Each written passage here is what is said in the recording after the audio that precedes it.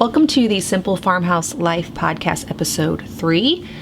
I am hiding out in my pantry right now because Micah is down for his nap. The other kids are in their room, and Daniel actually let me put him down in a swing, which never happens, and the swing is loud. So I'm hiding out, hopefully going to get this podcast recorded. If you just started following, you might notice that I uploaded 4 before I uploaded 3. That's a long story, but I'm getting this whole thing figured out. It's a whole new world for me, and so yeah, you're just gonna have to bear with me.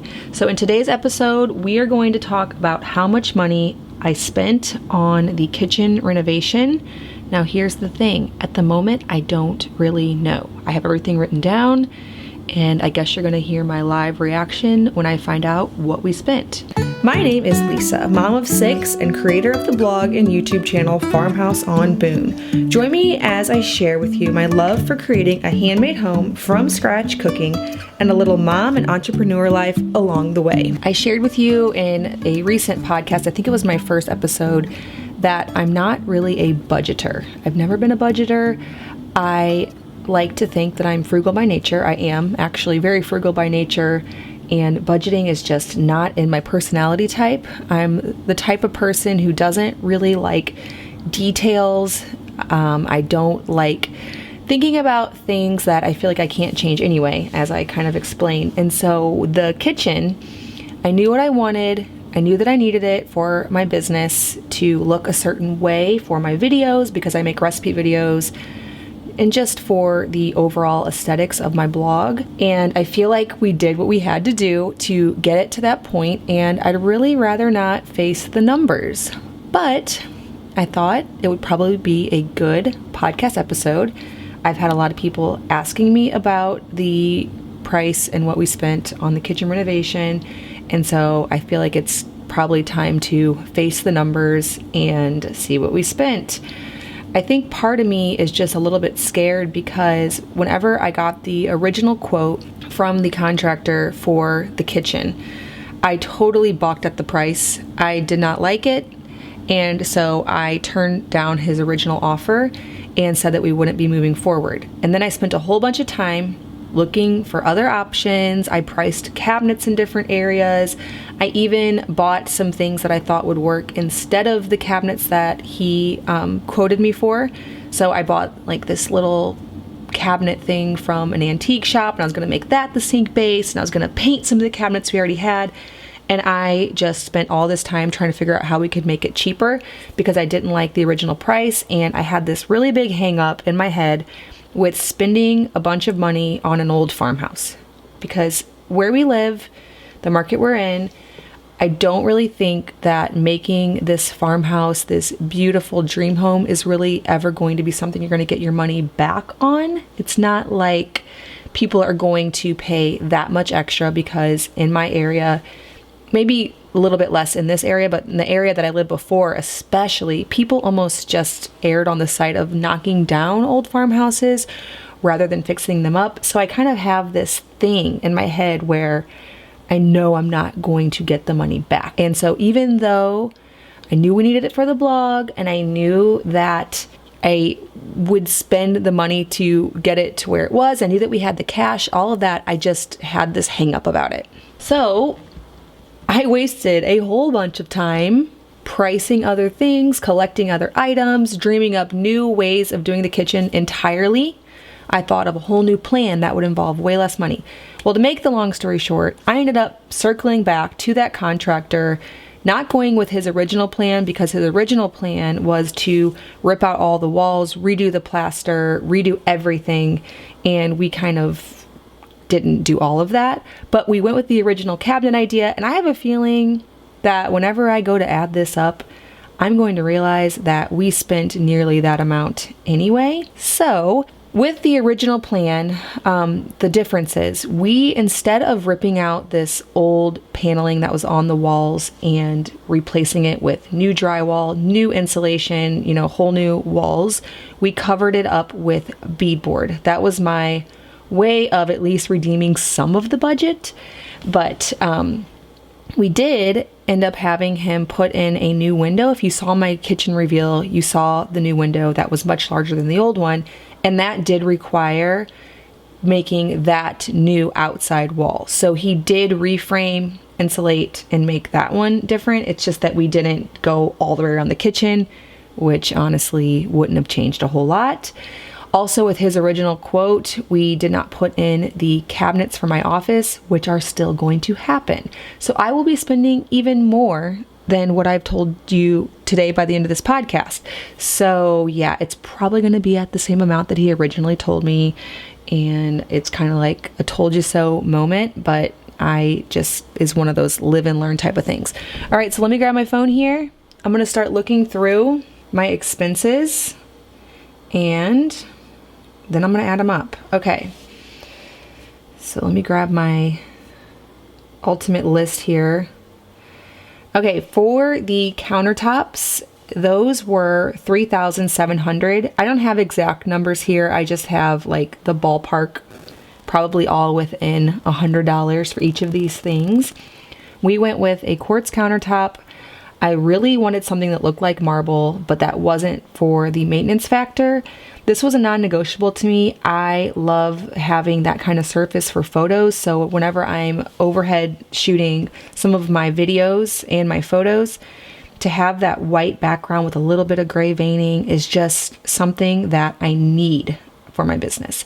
And having that large work table in the center with the window pouring in the light, that would make it so much easier than where I used to be taking my photos, which is I would take all the food upstairs after making it and photograph it in my bedroom because it had the best lighting and it had a nice white wooden floor. So this is going to eliminate a trip up the stairs with hot food, photo props, spoons, forks, tea towels, the camera. It just was, that was a non-negotiable. I'm justifying here, you see. All right. Next, $500 to Garrick. This is the guy that fixed our stove for us. He is in the area. He is a guy that knows a lot about antique appliances, and he reworked our old gas stove to make it fully functioning. $750 for the design. So any of you who've been following me a while and saw the original plan for this, you might know that I paid an Instagram friend to kind of draw up designs for me. And I don't regret that because I feel like it helped me to get a second eye on this. Like I had my own ideas and they were similar, but I really just wanted the perspective of more than one person to see if there was any way we could rework the space. And that also includes the desk area that's going to be over in a different part of the kitchen that we haven't done yet. $393, that was for the hutch. So we have a little hutch that sits in the perfect spot in our kitchen. And I feel like that was a total steal because it's beautiful. I love the color on it. And it's an extra place to store all of our dishes. It's kind of like a cabinet, but it gives it that vintage, standalone, freestanding kitchen, unfitted kitchen type of vibe. All right. So the first payment to my contractor was $10,500. This included the wall that I told you about earlier, putting in the window. It included the window, the electrician to come and rewire that whole wall. So whenever he had everything down before we put the beadboard up, we put in spots for where all my outlets would go and the lighting. And the whole back wall was basically rewired. That was also for, I believe, part of the cabinets. I don't remember which payment was for which.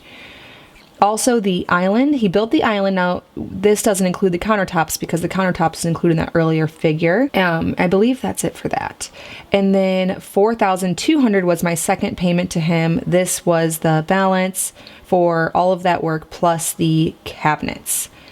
And then we paid another young man $900 to come in and help us to demo above our pantry. We used to have steps at some point. I don't really know how exactly it worked, but steps went from where the pantry is up into our bedroom, which I don't get how that would have worked because then Micah's room wouldn't be there.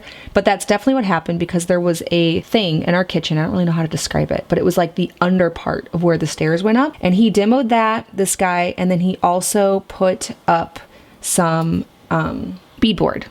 So he cut the beadboard in all the places. It was a long job to make it fit around all of the trim and the baseboards, and so that was that cost.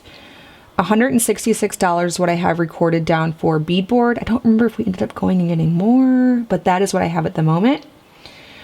$1,000 for refinishing the floors. Now this is something we had done a year ago, right when we moved into our house, and I'm just guessing at $1,000 because the total cost of refinishing our floors was $8,000, and I'm just going to say that the kitchen dining area of the kitchen would be about 1/8 of that. That's a complete rough estimate.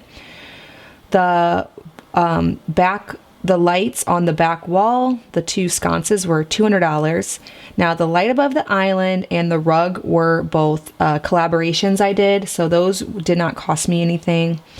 The sink base that we ended up scrapping, so I told you that whenever I was reworking this whole plan, I got this big idea that I was going to do this thing for super cheap and not spend any money on it. I spent $400 on a sink base that is now sitting out in our barn because that didn't work out. So that's going to have to be added in even though it didn't get used. $200 was the original amount we paid for our gas stove before we did all of the reworking of it. $2,000 for the refrigerator. I'll have it linked down in the show notes, but we found a refrigerator that is modern, but it has a vintage aesthetic to it. And so I was really willing to pay a lot for that because it's going to be sitting right there in the middle of our kitchen, and I felt like I'd be willing to, for the aesthetics of it, spend a little bit more. We had to get a new valve for the stove, which is the thermostat was not working whenever the guy came, and we had it almost completely restored. And then he found that it wasn't holding the right temperature. And I could not find, for the longest time, the replacement valve. I finally found one. It was $200. It might have been a little bit more. I can't find my exact receipt, but it was one of those things where I was going to pay it because there was nothing else I could do other than scrap the stove altogether. The faucet was $215. Again, I'll link that below. The sink was $225 from a salvage shop. It's an old cast iron sink. I paid $26.95 for the bin pulls, $12 for the latches. I'm going to estimate around $50 for paint. And then I paid another $400 for the finish carpenter to come out and finish everything with all of the trim. All right, so now I have to do the painful task of adding this all up and facing what we actually did pay for this kitchen. Okay, so according to my calculator here, I've spent around $26,041 on our kitchen renovation. Yeah, I'd say that I did not expect to spend that much, but at the same time, I'm also not disappointed with it. We definitely made a huge improvement. You can check out the blog post. I'll link it in the show notes, or you can just go to farmhousehomeboom.com and search kitchen reveal, and you can see the before and after. It was 100% needed because my business requires me to be in my kitchen, shooting videos, photographing things for my blog, and it was definitely necessary. And I do have to believe that we've added some value to this house. Now, like I said, in this area, I think the price of the house, if we were to sell it, would be more dependent on the market than how much work we've done, but I definitely believe that it would get seen and probably sell a lot faster with the current state of the kitchen. Also, I do feel that since we had the cash to do this, and it wasn't like we've put any of this on credit, that obviously it's not going to cost us any interest, so it's paid in full, it's done, and I am super happy with how it all turned out, and I don't regret any part of it. Now, I would say if any regrets I have would be moving forward a lot more quickly. Because of my original sticker shock, it took a lot longer to finish than it should have. But I knew that Luke and I weren't really going to have the time to do a lot of DIY with it since we do have 6 kids. We had our 6th child in the process of this. We homeschool. We have a business at home. We just aren't in the stage right now of life where we can completely tear apart a kitchen and then redo it back to how it was or to functioning ourselves. And so the outside help wasn't really something that was an option because, one way that we could have done this a lot cheaper, of course, is to not have paid the contractor the amount that we paid him. But that would require that we did all the work. And if any of you have 6 kids or even, less kids than that, but kids in a business, that it doesn't matter how cheap it would have been, it wasn't happening. So this is pretty much what it had to be. I'm super happy with it. And I just thought that would be an interesting thing to share with you. Maybe if you're going to be embarking on a renovation and you're not sure what to expect, those costs really do add up. I do recommend, especially if you are on a super tight budget, to write down everything beforehand. Now with us, I knew that we were going to be able to make this work, so it wasn't super important. But if you refer back to, I believe it was my podcast episode, let me check this out really quick, 2? Yes, episode 2, where I walked you through the 10-year renovation process of our last farmhouse. We were on a super tight budget, and there was no way we were going to be spending $26,000 on our renovation. So I do believe that you can make significant improvements without spending that much money for sure. And of course, you can spend way more. I know people who spend, $100,000 plus on the renovation, and that is definitely, if you have the cash for that and that's what you want to do, Daniel, build your dream kitchen, that possibility is there too. I just want to give you kind of a realistic look into what it might cost. You've seen the before and after of ours, and now you know what that costs. All right, well, I hope that you enjoyed listening to this episode of the Simple Farmhouse Life podcast. I will be back later this week with another episode, and please hit that subscribe on your favorite podcast player for more of me talking about who knows what, lots of food from scratch, natural living in a handmade home, of course. Also, make sure to leave a review on iTunes. That would help me so much, especially as a brand new baby podcaster, to get my name out there and have more listeners come and hear it. All right, well, thank you so much as always for listening.